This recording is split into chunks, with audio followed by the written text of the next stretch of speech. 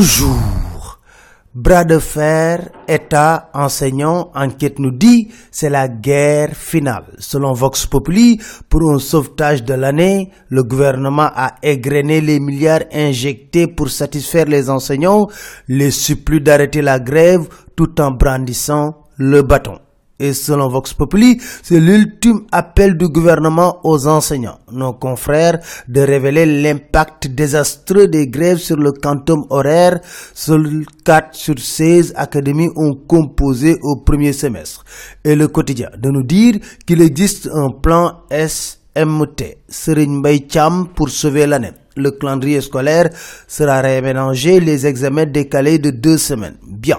Les enseignants n'en ont cure des menaces du gouvernement. Abdourahmane Gueye, secrétaire général UDEN, déclare dans Enquête « Les réquisitions ne pourront pas servir cette année ». Abdou Fati, secrétaire général CELSA, ajoute « Nous sommes prêts à être radiés, nous n'avons pas peur ». Autre secteur en crise, la santé. Selon Enquête, And Gueusseum a décidé d'intensifier la lutte.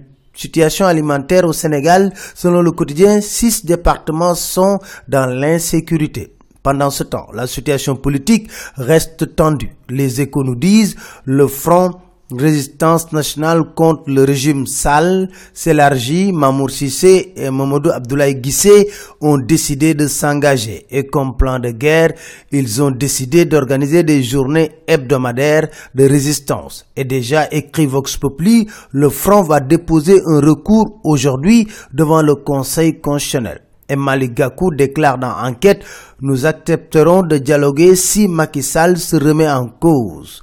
L'Observateur attire notre attention sur des personnes qui ont changé de peau. Hier, ils étaient bruyants et subitement, ils sont devenus aphones. Ousmane Ngom, Souleymane Ndéné Ndiaye, Karim Wade, Moustapha Diakhaté, Abdoulaye Baldé, allez savoir pourquoi. Les avocats de Khalifa Sall ont plaidé hier devant la cour de la CEDEAO. Selon Vox Populi, l'affaire sera vidée le 29 juin.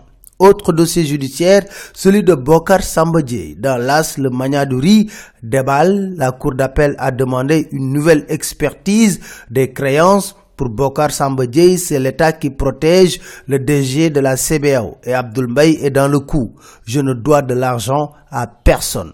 Affaire de corruption, selon les Échos, Patrick O s'est lavé à grande eau et mouille Cheikh Tidiane Gadio. Vincent Bolloré est tombé. Selon l'As, il a été placé en garde à vue pour corruption présumée en Afrique. Les Échos parlent de victoire de Maître Abdoulaye Wade. Vox Populi révèle qu'en matière d'enseignement du procès Imam Ndao, on retient que la Grosse est une zone pourvoyeuse de combattants djihadistes. Du moins, toutes les personnes incriminées habitent dans cette zone. Combat revanche, Balla Gaye 2, Modou Lo, selon les Échos, Bécaye Mbaye est prêt à mettre 200 millions sur l'affiche.